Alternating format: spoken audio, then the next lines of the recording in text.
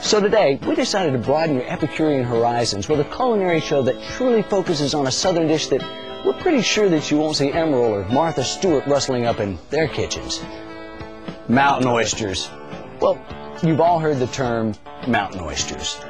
Or to put it in a nutshell, hog testicles. So grab a piece of paper and a pencil, sit back, take some notes as we take you on a culinary trip down the Deliverance River to rustle up a batch of mountain oysters.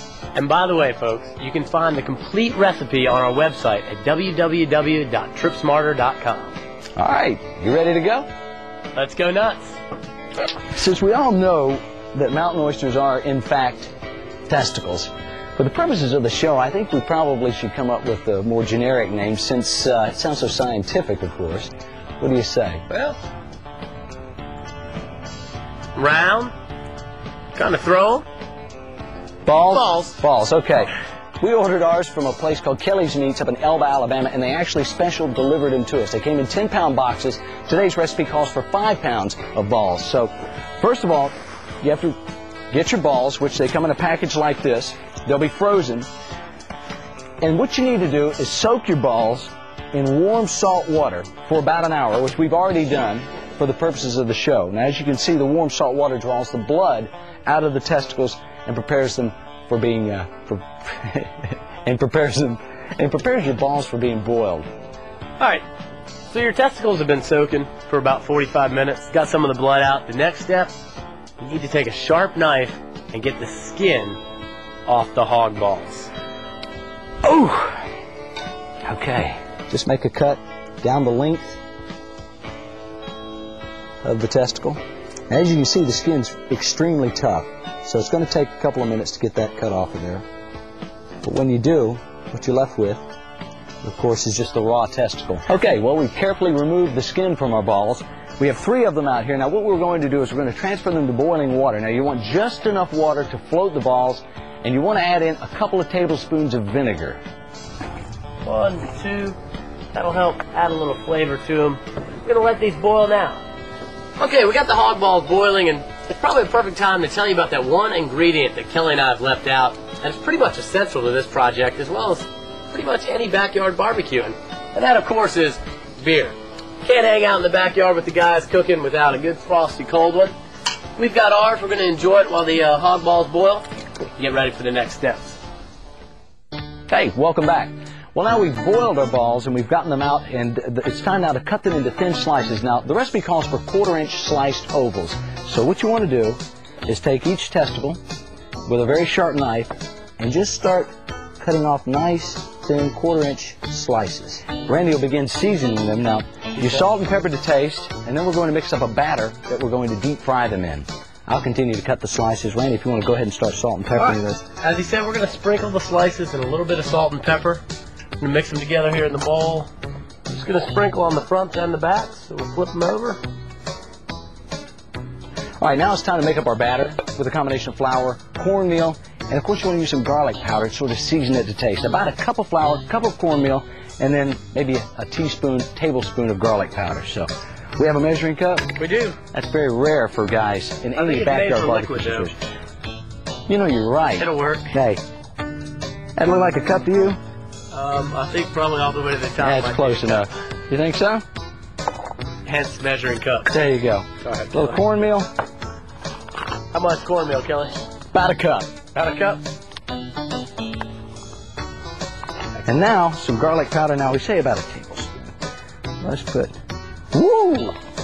Whoops, too much. What was the show? Never mind. Frankenstein. Okay, now we want to mix this around. Kelly, being we're in the South, some people love the Cajun flavor.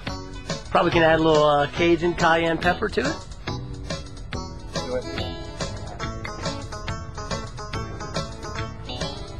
Obviously, you can do that to taste. Kelly, I understand you like them pretty spicy. Hot as fire.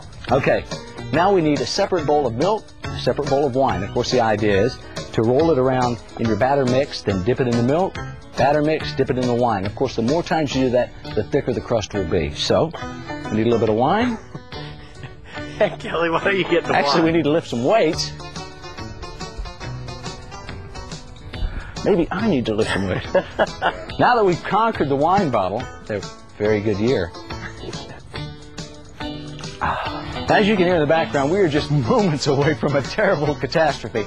Actually, we're letting our oil, which is actually lard, pure hog lard is supposedly the best to use for this, but we're letting it heat up.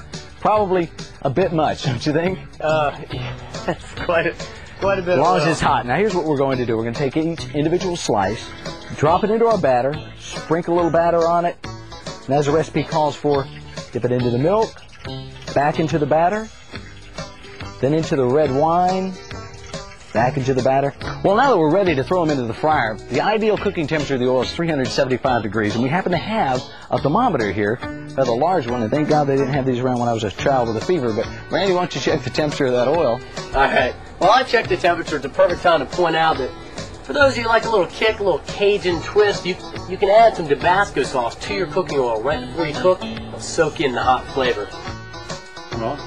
Well, Kelly, it looks like we're right about 380 degrees, which should be perfect. And as I mentioned, we're going to add a little Tabasco. Now, Kelly has actually put together some homemade Tabasco. He does have this Tabasco tree growing in his backyard. So, Kelly, you swear this stuff's pretty good, huh? Never tried it, but let's give it a shot. We're going to add a few.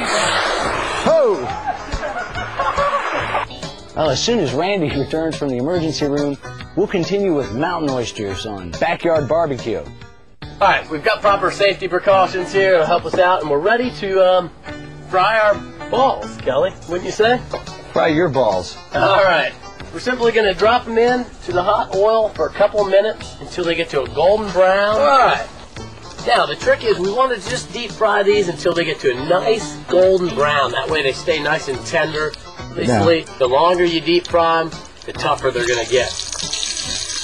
Kelly, what do you think? A little more, a little more. All right. I like my balls fried a little bit browner than that myself. Okay. That's nice looking golden good. brown there. Kelly, why don't you pull the rest out? Kelly, culinary perfection. As you can see by the dark color, the Tabasco and Cajun sauces have just cooked a nice shell around our Rocky Mountain oysters. He burned them. He burnt our balls. I did not burn the balls. He blackened our balls. But, you know, some people like their balls blackened. And we're going to try this. Now, of course, he is right. Some of that Cajun seasoning, the cayenne pepper, Tabasco sauce does blacken a little faster. So when you prepare these, keep that in mind. You don't want to cook them too long. It only takes a minute. They're only a quarter of an inch thick. But now at this point, you may want to garnish with maybe some lemon slices. Kelly, great job cutting the lemons. We're going to put them on there, a little bit of a garnish. We'll add a little bit of parsley there. I tell you what, beer balls and bad times with good friends. There you go. Can't beat that. Remember, never burn your balls, and you'll always enjoy mountain oysters. Hey, thanks for joining us on Backyard Barbecue. Tune in next time for another less than mainstream favorite that you can do in the backyard with you and your friends. There you go. Beer time. Cheers. Hey, aren't you guys going to eat it? So, he's got a point, Kelly. You think we cooked up this fine delicacy of Rocky Mountain oysters? Oh, you think I'm not a man? You think I won't eat the hog? Will you? Let's flip a coin. Flip it for it. Okay, hold on. Call it in the air. All right, we'll let the viewers at home watch to keep it fair. Head. Tails, you lose. Man, I always lose coin tosses with you, but hey. Luck of the draw. Man of my word. Rocky Mountain oyster. Little beer to chase it with. Little beer. Cheers. She's eating balls. How's that? Nutty-rific. And prepares your balls for being boiled. Don't forget, Kelly, you don't want bloody balls to start with. The last thing you want. Boy, these balls are tough.